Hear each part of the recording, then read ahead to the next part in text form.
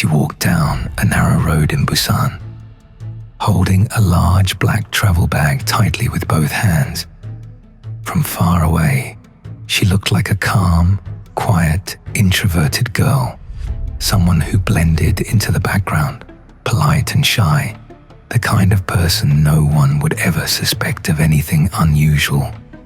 But inside that bag was something that would eventually shock the entire country.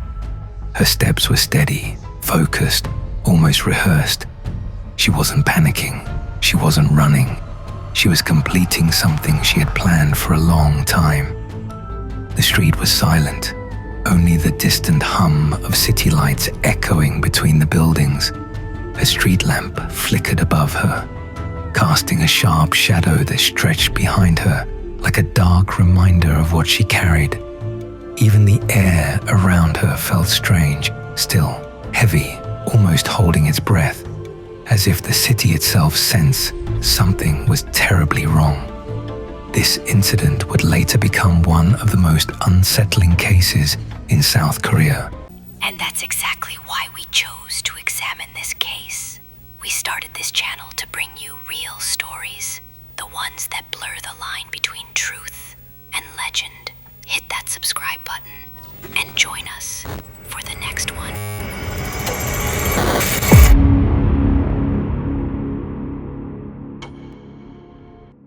The case of Jung Yoo-jung, a case with no financial motive, no personal revenge, just a disturbing obsession that grew silently. She waved for a taxi. The driver stopped and immediately noticed how heavy the bag was.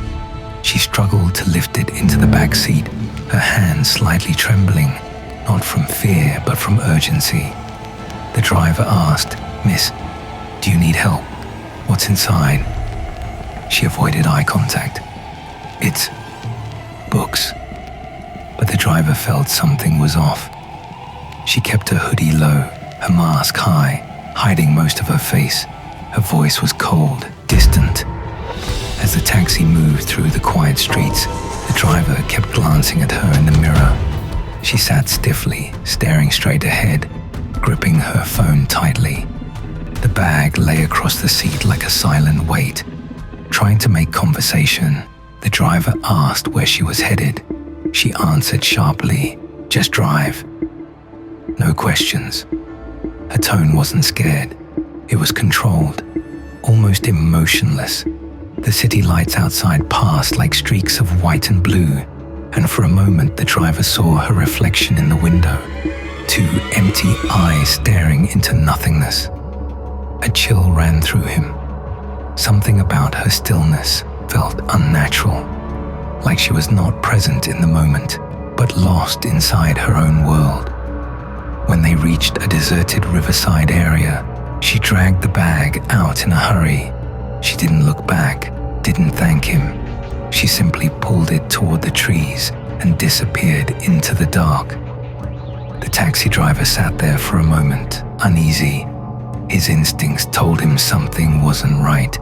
Something about her behavior, her bag, her silence felt dangerous. So he made the call. He contacted the authorities. That single call changed everything. A few hours later, officers arrived at the location. They checked CCTV footage, followed her route, and began investigating the earlier part of her day. That's when they discovered something alarming. The same girl had visited an apartment earlier, and the person living there had suddenly gone missing. Soon, the authorities found traces in the riverside area, proof that something serious had happened. It didn't take long to connect her appearance with the missing individual. The suspect was identified, 23-year-old Jung Yoo-jung. Investigators raided her home, expecting panic or fear. Instead, they found a quiet room with a laptop filled with searches about true crime stories in Korea, Busan investigation cases, Korean documentary crime, and various other dark topics. She had been studying real-life incidents for months, analyzing every detail. Her browsing history showed preparation, how to hide traces, how to avoid leaving evidence, how to approach someone without suspicion. This wasn't spontaneous. This was planned. She created a fake identity on a tutoring platform, pretending to be a parent looking for lessons for her child. She contacted several tutors and eventually selected someone who lived alone.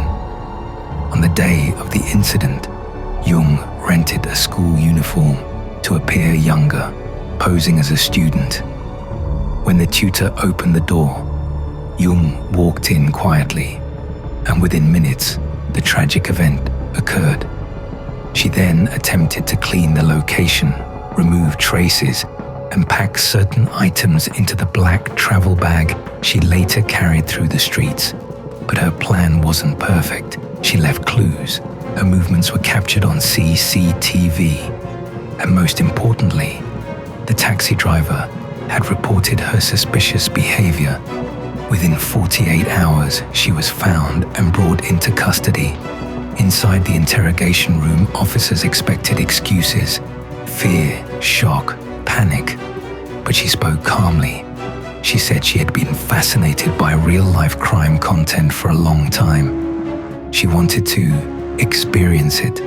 She wanted to test if she could carry it out in a real life. There was no anger, no personal connection, no financial goal, just obsession. Experts later explained that she had become deeply consumed by dark content, watching countless documentaries and reading countless true crime stories. Over time, she began imagining herself inside those worlds. Her interest slowly turned into planning into action. Her family was devastated. They never imagined the quiet girl who rarely spoke could be involved in something so dark. South Korea was shaken. The case raised questions about the influence of extreme true crime content, psychological health, and the hidden lives people can lead behind closed doors. And now, to everyone watching, sometimes unsettling events don't begin with loud warnings. Sometimes they begin with silence. A quiet person, walking alone, dragging a heavy bag through a calm Busan street. We often imagine danger looking dangerous, but sometimes it hides behind soft voices, shy smiles, and quiet personalities.